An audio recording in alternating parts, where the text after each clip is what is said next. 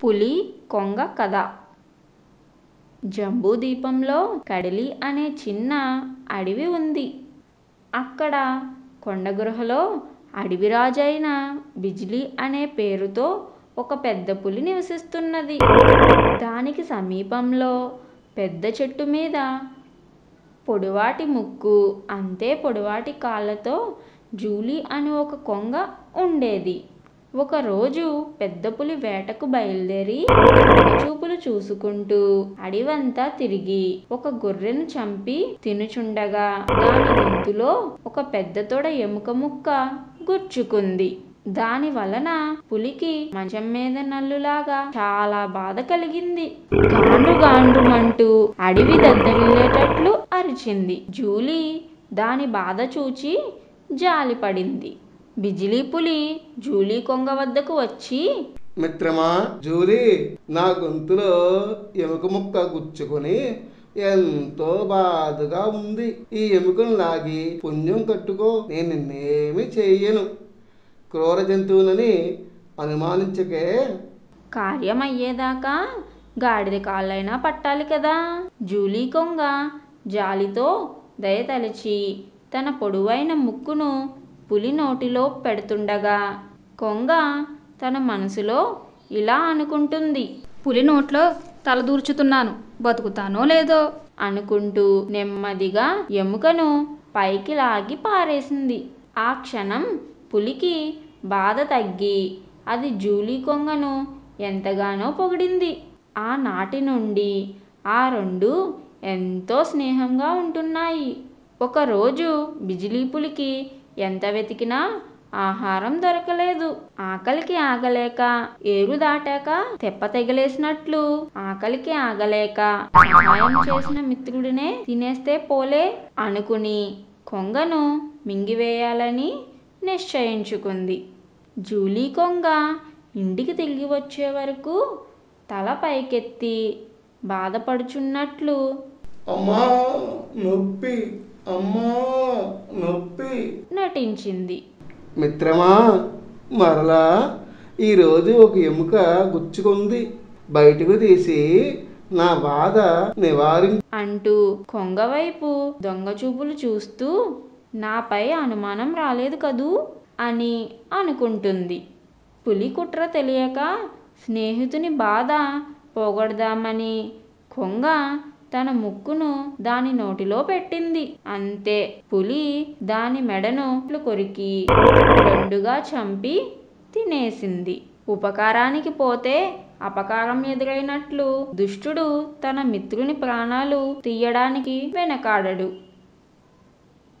కోతి మరియు ముసలి కథ. అనగనగా ఒక నది ఒడ్డున ఒక మేడి చెట్టు ఉండేది. దాని మీద ఒక కోతి నివసిస్తూ ఉండేది. అది ప్రతిరోజు బాగా పండిన మేడి పండును తిని హాయిగా జీవిస్తూ ఉండేది. ప్రతిరోజు దానికి కావలసిన పండ్లను తిని కొన్ని పండ్లను పక్కనే ఉన్న నదిలోకి విసిరేస్తూ ఆనందించేది. అలా కోతి విసిరేసిన మేడి పండ్లను ఆ నదిలో ఉన్న ఒక ముసలి తింటూ ఉండేది. అది ఒకరోజు వచ్చి చెట్టుపైకి చూస్తూ, కోతిబావా, కోతిబావా, నాకు నువ్వు విసిరేస్తున్న పండ్లు చాలా ఇష్టం. కాబట్టి నాకు ప్రతిరోజు కొన్ని పండ్లు కోసి ఇవ్వవా అని బ్రతిమాలింది. ముసలి మాటలకు కోతి సరే అన్నది. ప్రతిరోజు ఆ కోతి కొన్ని మేడు పండ్లను కోసి నదిలోకి విసిరేసేది. ఈ విధంగా వాళ్ళిద్దరి మధ్య స్నేహం ఏర్పడింది. అప్పటి నుంచి ముసలి ఎక్కువసేపు కోతితోనే గడిపేది. అలా గడపడం ముసలి భార్యకు అస్సలు నచ్చలేదు. ఒకరోజు ముసలి భార్య ఆరోగ్యం బాలేదని పడుకుంది. అప్పుడు ముసలి వచ్చి భార్యను చూసి, ఎందుకు పడుకున్నావు, ఏమయ్యింది అని ఆత్రంగా అడిగింది. అప్పుడు ముసలి భార్య, నాకు చాలా తలనొప్పిగా ఉంది, ఏం చేసినా తగ్గడం లేదు, వైద్యులకు చూపించుకుంటే కోతి గుండెకాయ తీసుకొస్తే దానితో మందు తయారు చేసి ఇస్తాను అని చెప్పారు. ఇంతేనా? ఈ మాత్రం దానికే భయపడుతూ ఉన్నావా? దిగులు పడకు. నాకు ఒక కోతి స్నేహితుడు ఉన్నాడు. నేను వాడిని అడిగితే వాడు కాదని అనడు. వాడి గుండెకాయని తీసుకు ఇస్తాడు. దానితో మందు చేయించుకుని నువ్వు మళ్ళీ మామూలుగా అవ్వచ్చు అని ధైర్యం చెప్పింది. వెంటనే ముసలి కోతి దగ్గరకు బయలుదేరింది. ముసలి చెట్టు మీద ఉన్న కోతిని పిలిచింది. మిత్రమా, ఇంతకాలం నుండి స్నేహంగా ఉంటున్నాను, కానీ నిన్ను ఒక్కరోజు కూడా మా ఇంటికి తీసుకు వెళ్ళలేదు. అందువల్ల నిన్ను ఇప్పుడు మా ఇంటికి తీసుకుని వెళ్దామని వచ్చాను. మా ఇంట్లో కాసేపు గడిపిన తర్వాత మరలా నిన్ను తీసుకుని వచ్చి ఇక్కడ దింపుతాను. ముసలి మాట విని కోతి చెట్టు దిగి వచ్చి ముసలి వీపు మీదకు ఎక్కి, పద మీ ఇంటికి వెళ్దాం అని అన్నది. కొంత దూరం నదిలోనికి వెళ్ళాక ముసలి కన్నీరు పెట్టుకోవడం మొదలుపెట్టింది. అప్పుడు కోతి కంగారు పడుతూ, ఏమైంది? ఎందుకు ఏడుస్తున్నావు అని కోతి అన్నది.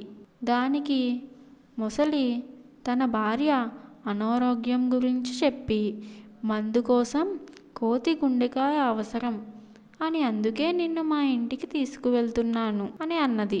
ఇకపై నీవు ఉండవు, నీ స్నేహము ఉండదు, నీవు పంచి ఇస్తున్న మేడు పండ్లు ఉండవు, అందుకే బాధగా ఉంది. ముసలి మాటలకు భయపడుతున్నప్పటికీ వెంటనే తేరుకుని, మిత్రమా, నీకు బుద్ధి లేదు. నాకు ఈ మాట ముందుగానే ఎందుకు చెప్పలేదు? నేను నా గుండెకాయ ఆ చెట్టుపైనే పెట్టి వచ్చాను. గుండెకాయ లేని నన్ను తీసుకుని వెళ్ళి లాభం ఏముంది? కోతి బావా, ఇప్పుడు ఏం చేద్దాం అని అడుగుతూ, ఏమిటి? వెనకనున్న చెట్టు దగ్గరకు తీసుకువెళ్ళు. నేను వెళ్ళి నా గుండెకాయ తీసుకుని వస్తాను. అప్పుడు దానితో నీ భార్య రోగం నయం చేయవచ్చు. కోతి మాటలు నిజమని నమ్మింది ముసలి. కోతిని మోసుకుంటూ ఒడ్డున ఉన్న చెట్టు దగ్గరకు తీసుకుని వెళ్ళింది.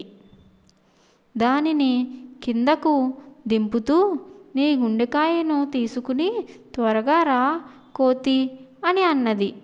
కోతి వెంటనే పెద్ద ప్రమాదం తప్పింది అనుకుంటూ గబగబా చెట్టు ఎక్కి కూర్చుంది. ఎంతసేపటికి కోతి రాకపోయేసరికి, మిత్రమా, ఇంకా రావేమిటి అని అడిగింది. అప్పుడు కోతి నవ్వుతూ, నన్ను చంపి భార్యను కాపాడుకుందామనుకున్నావా? నీ దుర్బుద్ధి ఇంకా నీవు ఎప్పటికీ నాకు కనబడకు, ఇక్కడ నుండి వెళ్ళిపో అని కోప్పడింది. తర్వాత ముసలి వెళ్ళిపోయింది. ఆవు పులి కథ. ఒక గ్రామంలో ఆవు ఉండేది. తోటి పశువులతో ఎన్నడూ గొడవ పడకుండా, అసత్యం ఆడకుండా నిజాయితీతో జీవించేది.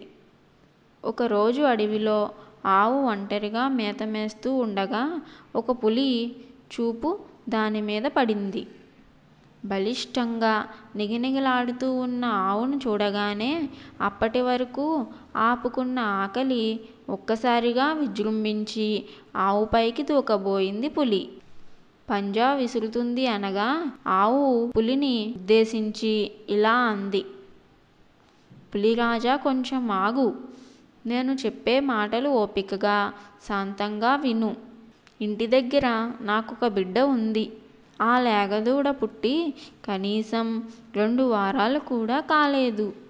గడ్డి తినడం కూడా ఇంకా నేర్చుకోలేదు. దానికి ఇంకా లోకం తెలియదు. నేను మేతకు రాగానే తిరిగి ఎప్పుడు తన వద్దకు వస్తానా అని ఎదురు చూస్తూ ఉంటుంది. నీవు నన్ను వదిలేస్తే నేను వెళ్ళి నా బిడ్డకు పాలు ఇచ్చి, అలాగే అందరిలో ఎలా నడుచుకోవాలో కొన్ని మంచి బుద్ధులు నేర్పి వస్తాను. ఆ తర్వాత నన్ను భక్షించు అని వేడుకుంది. ఆ మాటలు విన్న పులి పెద్దగా నవ్వింది. ఆహా, ఏమి మాయమాటలు! ఇంటికి వెళ్ళి బిడ్డకు పాలు ఇచ్చి వస్తావా? అడవిలో ఉన్నంత మాత్రాన నాకు తెలివితేటలు లేవనుకుంటున్నావా? నేను ఏమీ వెర్రిదానిని కాదు. పులి అన్న మాటలకు ఆవు నేను అసత్యం పలికేదానిని కాదు. ఒక్కసారి మాట ఇచ్చి తప్పేదానిని కాను. ఒకటి మాత్రం నిజం, ఎవరికైనా ఎప్పటికైనా చావు తప్పదు. నాకు చావు ఇప్పుడే వచ్చిందని అనుకుంటాను. ఆకలిగా ఉన్న నీకు ఆహారం కావడం కంటే నేను బ్రతికి పరులకు చేసే మేలు ఇంకేముంటుంది? అయితే ఒక్క మాట, నాకు చావంటే ఎలాగో భయం లేదు. నీవు పంజా విసిరినప్పుడే నా ప్రాణాలపై ఆశ వదులుకున్నాను. కానీ నా పసికూన గురించి ఒక్క క్షణం ఆలోచించు. అది నా కోసం ఈ సమయంలో ఎదురు చూస్తూ ఉంటుంది. రేపటి నుండి ఎలాగో తన బ్రతుకు తాను బతకాలి. దానికి మంచి చెడ్డలు లోకం పోకడా చెప్పి వస్తా. అలాగే నా బిడ్డను చూసి దాని ఆకలి తీర్చి నీకు ఆహారం కావడానికి ఎలాంటి అభ్యంతరం లేదు అని ఆవు నిజాయితీగా మిక్కిలి నమ్మకంతో చెప్పింది. ఆహా, జనంలో తిరుగుతూ బ్రతికే జంతువులు మీరు, మీ మాటలు నమ్మేదెలా? అయినా సరే, నువ్వు దీనంగా అడిగావు కాబట్టి ఒక అవకాశం ఇస్తున్నాను. ఊళ్ళల్లో నివసించే నీలాంటి జంతువులలో నీతి నిజాయితీ ఎంతవరకు ఉంటుందో చూస్తాను. వెళ్ళిరా. ఆవు గబగబా ఇంటికి వెళ్ళింది. దూడకు కడుపు నిండా పాలు ఇచ్చింది. దాని శరీరాన్ని ప్రేమగా తనివితీరా స్పృశించింది. కంటతడి పెట్టుకుంటూ బిడ్డతో ఇలా చెప్పింది. నాయనా, బుద్ధిగా జీవించు. అందరితో మంచిగా మసులుకో. తోటి వారితో స్నేహంగా ఉండు. ఇచ్చిన మాట నిలుపుకో. ఎటువంటి పరిస్థితులలో అబద్ధాలు ఆడకు. మంచి ప్రవర్తనతో మంచి పేరు తెచ్చుకో అని బుద్ధులు చెప్పి భారమైన హృదయంతో అడవికి బయలుదేరింది. అడవిలో ఆవు రాక కోసం అసహనంగా చూస్తున్న పులి దూరం నుంచి ఆవు రావడాన్ని చూసి ఆశ్చర్యపోయింది. ఆహా, ఈ ఆవు ఎంత నమ్మకమైనది! అన్న మాట ప్రకారం నాకు ఆహారం అవ్వడానికి తిరిగి వస్తుంది. తన ప్రాణం కంటే ఇచ్చిన మాట ముఖ్యమనుకున్న ఈ ఆవు ఎంత గొప్పది! ఇలాంటి సత్యవ్రతశీలిని చంపితే నాకు పాపం తప్పదు అని మనసులో అనుకుంది. ఆవు దగ్గరకు రాగానే, ఓ మహాత్మురాలా, నీవు ఎంత సత్యవంతురాలివి! ఇచ్చిన మాట కోసం ప్రాణాలు లెక్క చేయకుండా నాకు ఆహారం కావడానికి వచ్చిన నిన్ను చంపితే నాకు మహాపాపం చుట్టుకుంటుంది. నిన్ను అనుమానించినందుకు నన్ను మన్నించు. నా ఆకలి ఇంకో విధంగా తీర్చుకుంటాను. నువ్వు ఇంటికి పోయి నీ బిడ్డతో సంతోషంగా జీవించు. ఆవు సంతోషంగా ఇంటికి చేరి తన బిడ్డతో కలకాలం హాయిగా జీవించింది.